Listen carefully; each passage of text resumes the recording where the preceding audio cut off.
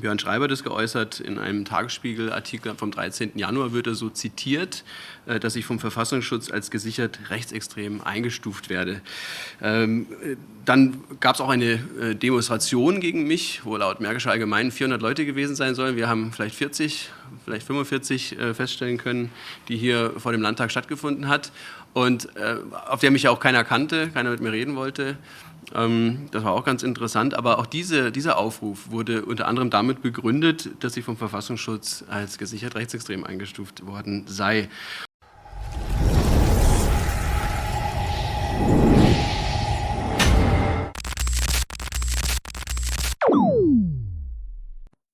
Freunde der Wahrheit, es gibt wieder einiges zu besprechen. Stellt euch vor, eine Person wird öffentlich als gesichert rechtsextrem gebrandmarkt, um sie von einem wichtigen Posten fernzuhalten. Doch die Wahrheit: der Verfassungsschutz hat das nie gesagt. Die Presse hat gelogen. Altparteien und ihre Fußsoldaten haben manipuliert. Eine perfekt inszenierte Kampagne, um einen fähigen Kandidaten mit Fake News zu zerstören.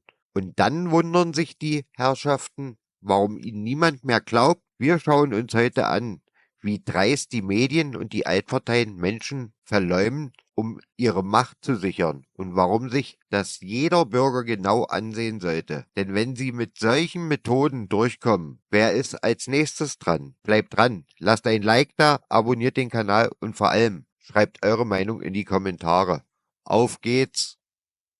Es ist ja schon auch sozusagen mal von mir geäußert worden, dass wir uns sehr gewundert haben über diese Bezeichnung, die hier kolportiert wurde in diversen Medien, gesichert rechtsextrem, erwiesen rechtsextrem und so weiter. Ich habe dazu eine kleine Anfrage gestellt und habe darauf auch inzwischen Antwort erhalten. Die Antwort darauf ist, ja, es gab nie eine öffentliche Verlautbarung des Verfassungsschutzes, dass ich gesichert rechtsextrem sein soll. Und ich werde tatsächlich auch nicht als solches geführt innerhalb des Verfassungsschutzes, also Abteilung 5 des Innenministeriums. Und das ist umso verwunderlicher, als ja doch bei der Besetzung des Ausschussvorsitzes die ganze Zeit damit argumentiert wurde. In mehreren Medien konnte man das lesen. Unter anderem hat der Geschäftsführer des Brandenburger Landesjugendrings, Björn Schreiber, das geäußert. In einem Tagesspiegel-Artikel vom 13. Januar wird er so zitiert, dass ich vom Verfassungsschutz als gesichert rechtsextrem eingestuft werde. Dann gab es auch eine Demonstration gegen mich, wo laut Märkischer Allgemeinen 400 Leute gewesen sein sollen. Wir haben vielleicht 40, vielleicht 45 feststellen können, die hier vor dem Landtag stattgefunden hat. Und auf der mich ja auch keiner kannte, keiner mit mir reden wollte. Das war auch ganz interessant, aber auch dieser Aufruf wurde unter anderem damit begründet, dass ich vom Verfassungsschutz als gesichert rechtsextrem eingestuft worden sei.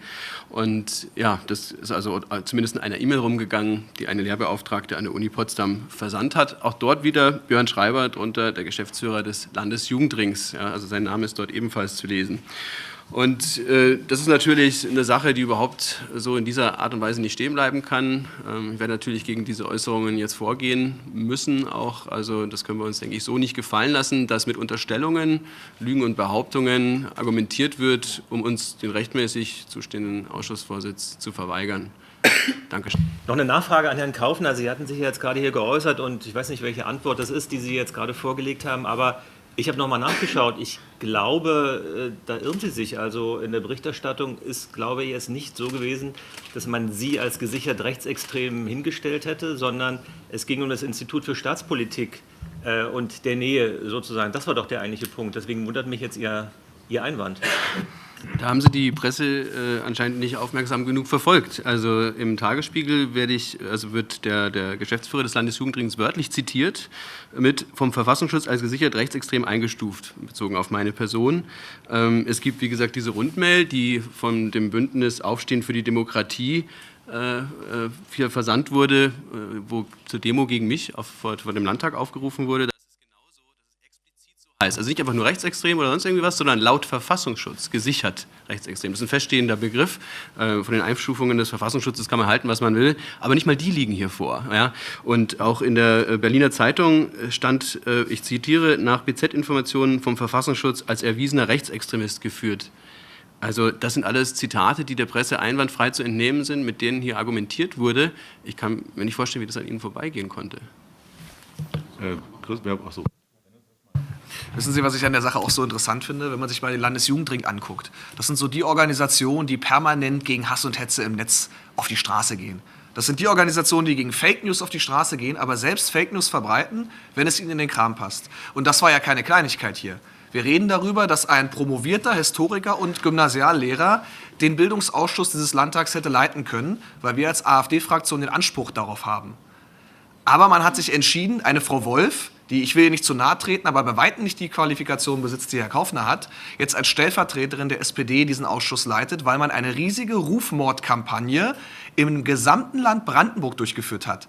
Da haben Elternvertretungen ihre Möglichkeiten als Elternvertretung missbraucht, auch Schülervertretungen, um Herrn Kaufner zu diffamieren als rechtsextrem, der ja auch vom Verfassungsschutz eingestuft sei. Hier gab es Demonstrationen vom Landtag, da waren komische Frauen in der Bildungsausschusssitzung, die ganze Zeit ein Grundgesetz hochgehalten haben, die dann erstmal aufgefordert worden mussten, ihre Bekundung dort zu stoppen. So, und in dieser Situation, man hat das also geschickt genutzt, als perfide Fake-News-Kampagne, um einen AfD-Vertreter, der absolut geeignet ist, diesen Ausschuss zu leiten, zu diskreditieren.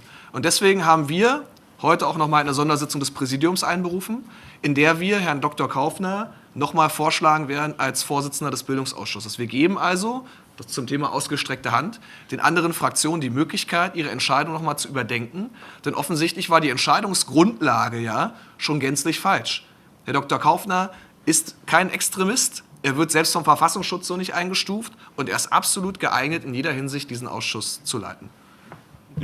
Dann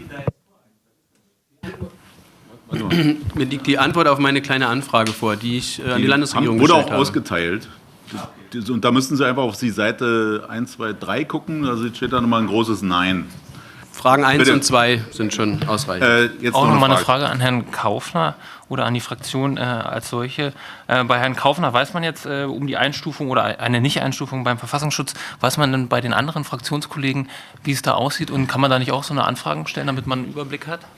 Ich glaube, Sie haben heute in der Fraktionssitzung gelauscht, Herr Pütz, weil wir genau darüber heute gesprochen haben. Und wir haben nochmal alle Abgeordneten aufgefordert, jetzt beim Verfassungsschutz genau diese Frage zu stellen, dass wir dann mal zusammentragen, wie viele wirklich von uns als gesichert rechtsextrem geführt werden. Wobei, das will ich auch mal ausdrücklich sagen.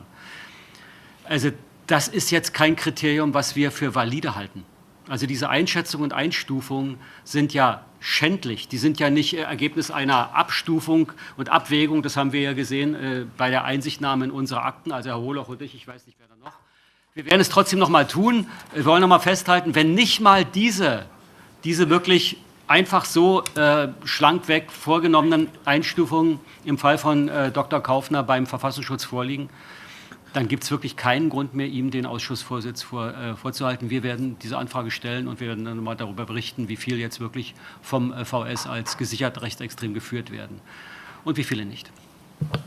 Vielen Dank. Gibt es noch Fragen? Die ist heute um 12:30 Uhr. Ja, es ist eine Sondersitzung. Es ist ja so in der Geschäftsordnung vorgesehen, wenn Sie dreimal nicht gewählt wurden, dann bedarf es des Beschlusses des Präsidiums, um erneut vorgeschlagen zu werden. Und wir machen das jetzt nochmal, weil wir denken, mit der Antwort auf diese kleine Anfrage dürfte ja nun wohl auch aktenkundig sein, auch für die anderen Fraktionen, dass diese Vorwürfe gegen Dr. Kaufner unberechtigt waren. Und wie es Herr Hohloch gesagt hat, wir glauben an das Gute auch in den anderen Fraktionen und glauben an die Lernfähigkeit der Kollegen und dass sie dann die Konsequenz daraus ziehen, dass diese Vorwürfe gegen Herrn Kaufner eben nicht valide sind und dann den Weg freimachen, dass der beste Kandidat dann auch Ausschussvorsitzender ist. Man muss es einfach so sagen. Die Altparteien und ihre Medienlakaien haben nur ein Ziel: ihre Posten zu sichern und jeden auszubremsen, der ihnen gefährlich werden könnte.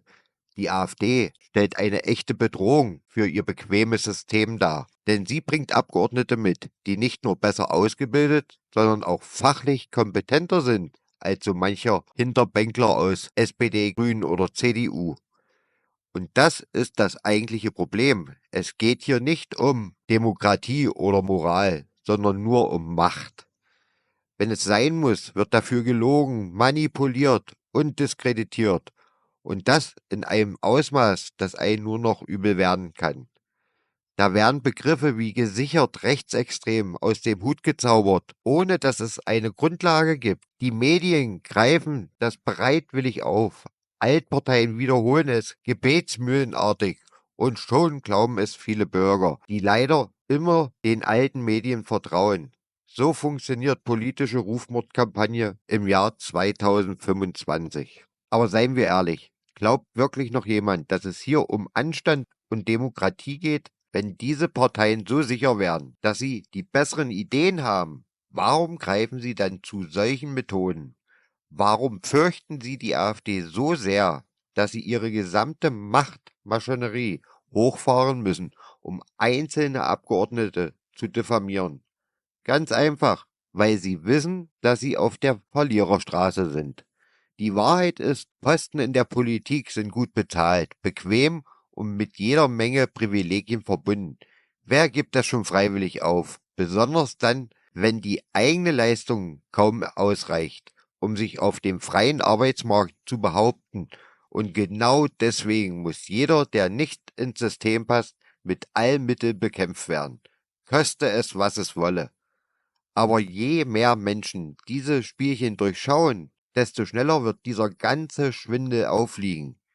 Deswegen liken, abonnieren, kommentieren und vor allem weitersagen. Bis zum nächsten Mal.